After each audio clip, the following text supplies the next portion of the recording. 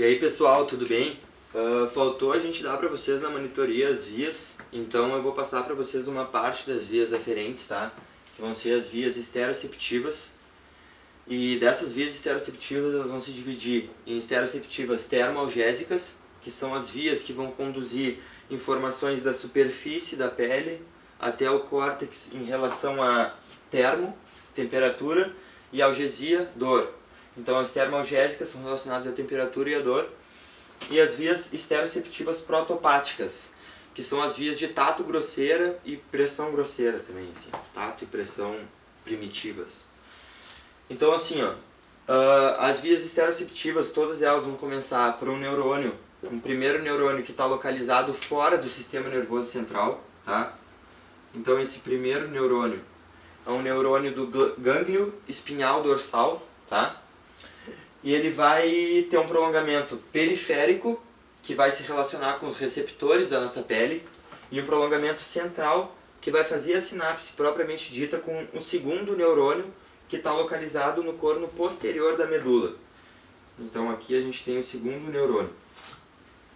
Depois de feita a sinapse com o segundo neurônio, no corno posterior da medula, a gente tem duas opções que podem acontecer na via estereoceptiva.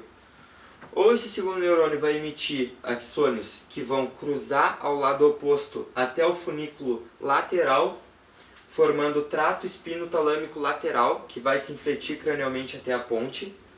Ou esse segundo neurônio vai emitir axônios que vão cruzar até o lado oposto no funículo anterior, formando o trato espinotalâmico anterior, que também vai se infletir cranialmente rumo à ponte. Tá? Então o segundo neurônio ele vai formar esses tratos, trato espinotalâmico anterior, trato espinotalâmico lateral, e vai se infletir cranialmente até a ponte. No nível da ponte, o que acontece? Esses dois tratos eles vão se unir para formar o leminisco espinhal. Tá? É o leminisco espinhal, então ele se forma na região da ponte.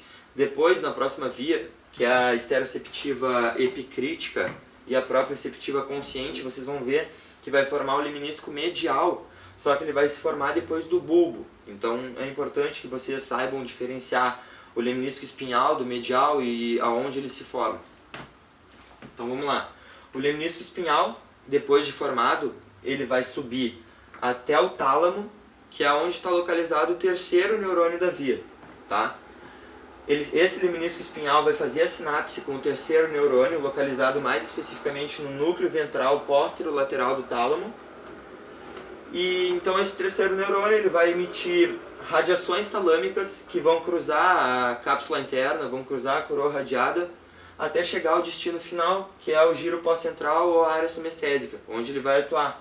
Aqui em laranja eu botei algumas regiões do giro pós-central, por exemplo, ele pode chegar à área do homúnculo de Penfield relacionado à mão, ou relacionado ao tronco ou aos pés. Então é isso. E aí pessoal, beleza? Então continuando o que o Gui estava falando, agora eu vou falar sobre as vias da propriocepção consciente, do tato epicrítico e da sensibilidade vibratória. Para cada uma dessas três funções a gente tem um receptor. Para o tato epicrítico a gente tem o receptor corpúsculo de Meissner e de Ruffini. Para a propriocepção consciente a gente tem os fusos musculares e os órgãos tendinosos. E para a sensibilidade vibratória o corpúsculo de Pattini. Esses receptores eles vão estar fazendo sinapse com a ramificação periférica do axônio pseudonipolar, que vai ser o primeiro neurônio dessa via. Esse neurônio pseudonipolar é importante lembrar que ele vai estar localizado no gânglio espinhal. E ele tem duas ramificações, uma periférica, que faz sinapse com os receptores, e uma central, que vai entrar na raiz posterior da medula espinhal, vai ascender pelos fascículos grácil e cuneiforme, e vai fazer sinapse no núcleo grácil e cuneiforme já localizados no bulbo. Vai fazendo sinapse com o segundo neurônio. Esse segundo neurônio ele vai cruzar a linha média pelas fibras arqueadas internas e vai ter uma inflexão cranial e vai ascender até o núcleo ventral póstero-lateral do bulbo, onde ele vai fazer sinapse com o terceiro neurônio. Esse terceiro neurônio, então, ele vai emitir axônios que vão chegar nas áreas somestésicas do córtex. É importante lembrar também que o leminisco medial ele é formado depois do bulbo. E lembrando que no vídeo, na via anterior, era depois da ponte que se formava o leminisco espinhal. Então, propriocepção consciente, tato epicrítico e sensibilidade vibratória lemnisco é formado após o bulbo. Isso aí, valeu. Então, pessoal, continuando aqui as videoaulas sobre as vias, a gente tem a via da propriocepção inconsciente, que é a via espinocerebelar. Antes de tudo, é importante a gente ressaltar que a via espinocerebelar ela é homolateral, considerada homolateral. Então a gente vai ter receptores de dois tipos, o fuso neuromuscular e também órgãos neurotendinosos, que vão estar localizados na musculatura e nos tendões. Esses receptores vão emitir as informações para o primeiro neurônio, que está localizado no gânglio espinhal, e assim como as demais vias da propriocepção, é um neurônio pseudonipolar. Esse primeiro neurônio, então, ele vai emitir axônios que vão fazer sinapses com o segundo neurônio. Esse segundo neurônio ele pode estar em dois lugares, no núcleo torácico ou na base da coluna posterior e substância cinzenta intermédia.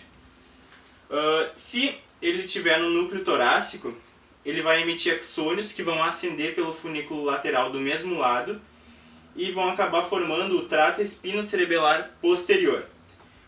Esse trato ele vai entrar no cerebelo pelo pedúnculo cerebelar inferior.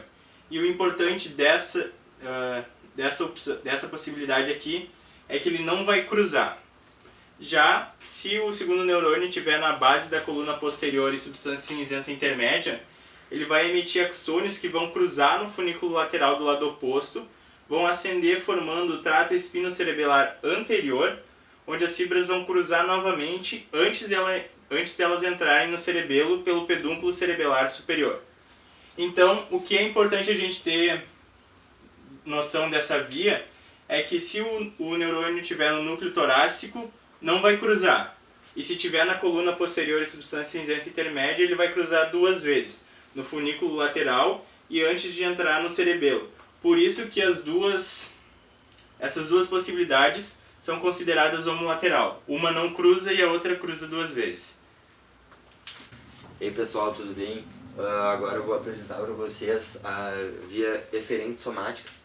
Vou apresentar só uma, porque é só que vocês precisam saber para a prova, tá? É a via do trato córtico-espinhal.